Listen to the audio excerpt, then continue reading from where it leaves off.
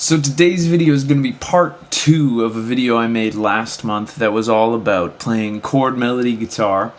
And we covered in that video, if you haven't seen it, some of the basic principles of chord melody and how you keep melody notes of your chords ringing out while you play the tune.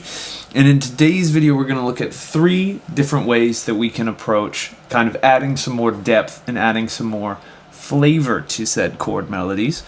So for this video, all of the examples I'm going to use are going to be on the A section and maybe even the bridge, if we get crazy, of All the Things You Are, a very, very popular jazz standard. So you don't need to be familiar with the tune to do that. I'll kind of walk you through what I'm doing, but some familiarity with it, of course, would not hurt you. So the first kind of thing, let's just look at, say I have a totally bare bones chord melody where I've found some voicings that'll keep the melody of the song as the top note of my chord. So let's say we did this F minor 7 and drop 2, which goes to B flat minor 7 with the 3rd up top, to E flat 7, another drop 2, to A flat major 7, to D flat, F, to G7. So in time that would kind of sound like this. Sorry, I'm already making it more complicated. So super bare bones, it would sound like this.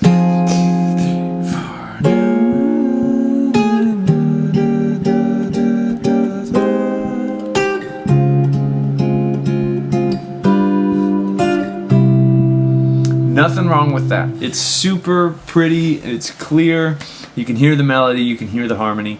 So the first thing that we can do is try to create some interplay with our voicings. So I commonly use, pretty much always actually, hybrid picking, where I'm using my pick and my fingers. So the first way to add some complexity to it is just to create some movement underneath the melody. So say I took those exact chord voicings, but now I'm going to just try to keep the excitement level a little bit higher. And we might end up with something that sounds like this.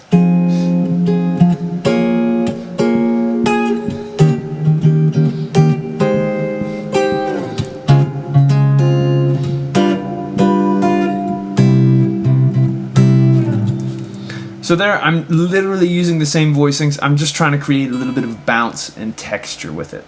So that's kind of way number 1, that we can add a little bit more interest to our chord melody and keep it, sounding a little bit less like, an 8-year-old piano student playing out of the book.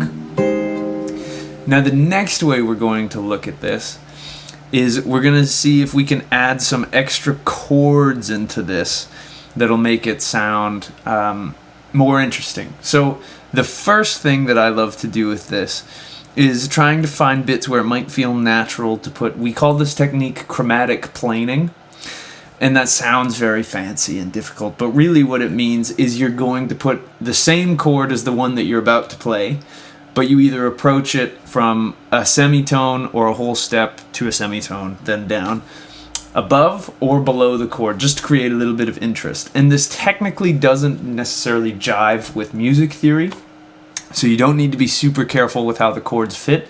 It's mostly just an effect. So the chromaticism will make it sound okay because there'll be a clear direction you're going. So for an example of this, I'm going to leave my first 2 chords alone, F minor 7 to B flat minor 7, but I'll do a little chromatic plane into that E flat. And if I wanted to be crazy, I could do it into D again. So I'll play it for you once so you can hear the effect, and then I'll tell you what I did and show it to you a little bit slower. So 1, 2, here comes the top, and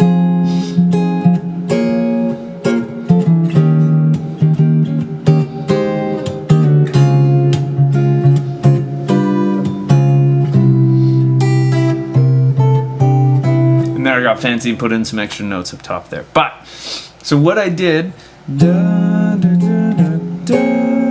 then I grabbed actually an F7 and I went to get to that E flat 7 that's actually there. And again, when I actually do that, you'd think it might sound crazy. And then there I did the same thing to D flat. So I went E flat major 7, which is a whole step above the chord that I'm targeting. I went D major 7, which is a half step above the chord that I'm targeting. and then I went to D flat major 7, which is the actual target chord. So there's no real kind of super scientific approach that you can take to this. One of my old professors, the wonderful Bill Kuhn, once told me, you know, it's an art, not a science. So the real trick to figuring out whether what you're doing is good or not is if it sounds good to you, which is both wonderful in that there's no wrong answer, but then it's also tricky because you can't do something that's, you know, by the book correct. So that's going from above. Let's see what happens if we did a little slide from below. So let's try the same thing, but I'll go D7 into that E7, or D7 into E flat 7. So that might sound like this.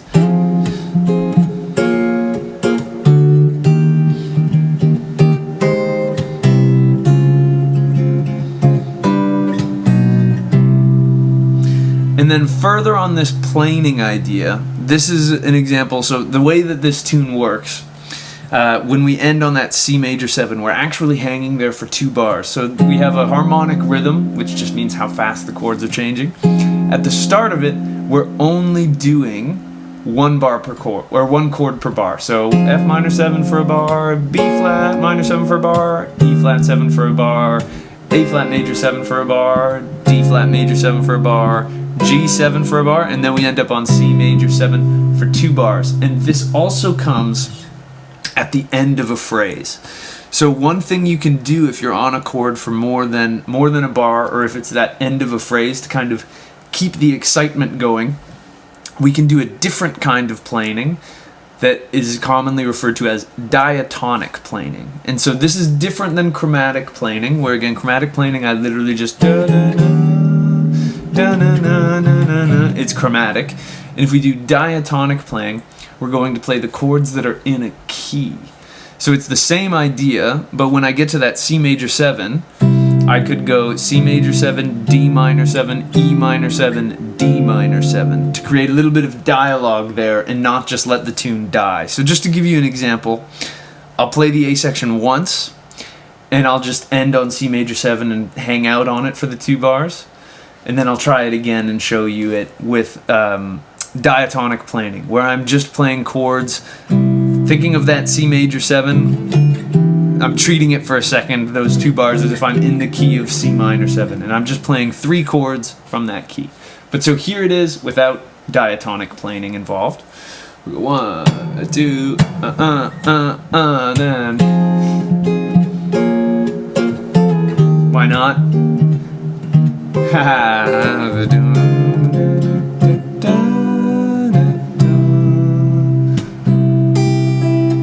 So there I just kept it ringing.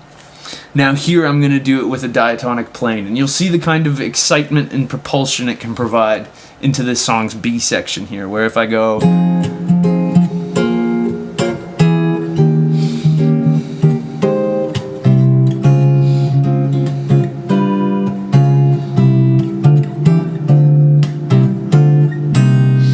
So there I'm just bouncing around, and then it's the B section. So I'm just using those chords from the key, and it's a really, really effective way to kind of boost some of that stuff up. So there's 2 ways that we can kind of add to our chord melodies. And then this next one is one that's maybe the hardest to define, but it would be playing some kind of fills in between your chords to create this sense of continuity and this forward motion that just keeps going. So let's say, for example, I was playing... Well, I'll just kind of give you an example. So I'm going to use some single note lines. I'll see what comes out, and when it does, I'll try to recreate it and explain it to you. So I could go...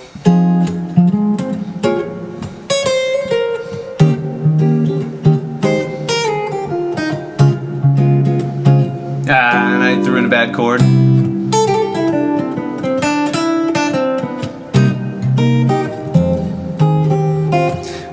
There at the end I got a little bit away from the idea, but basically what I did is I played F minor 7,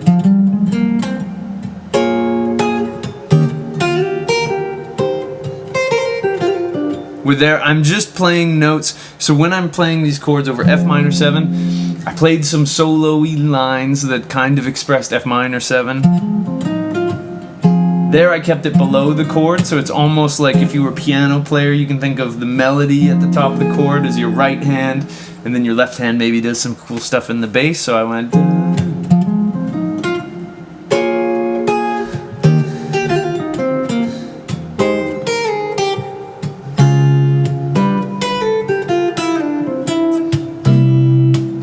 So I'm just creating lines wherever I decide to put in that kind of single note fill.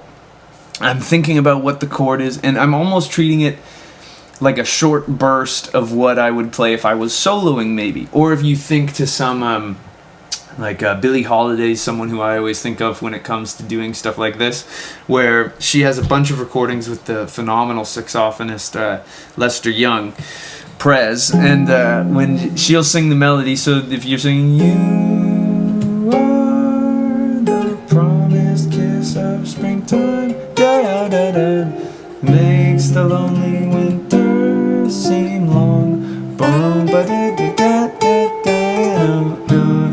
So you can play as if the melody is the singer, and then when you do your little fill, it's like a saxophone player coming in between, or a trumpet player, or a piano player playing a tasty little fill behind the singer. So there's 3 ways that you can keep pushing your chord melodies forward in complexity as you get more and more comfortable with them. I could probably do another video on some more advanced topics, but I really hope that this helped you out. If you enjoyed the video, I'd really appreciate it if you could like and subscribe. It truly helps me out more than you could know. If you're a fan of these lessons and wanted to book a guitar lesson with me, I'd absolutely love to work with you. There's a link to that down in the description that'll take you to my website. I've been teaching a bunch of you guys from YouTube lately, and it's been super fun to connect with people all over the world. If you want to support me and all of the hours I put into these free educational videos, I do have a link to my Patreon down below there. There's 2 tiers where you can get early access to videos in the first tier, and then the second tier you can get an exclusive video that's only for patrons. If you want to get some more educational content from me, you can also purchase my book or my video course. Links to that down in the description as well. But last but not least, I'll just wish you a wonderful day, and I hope you have some fun playing the guitar. Thanks.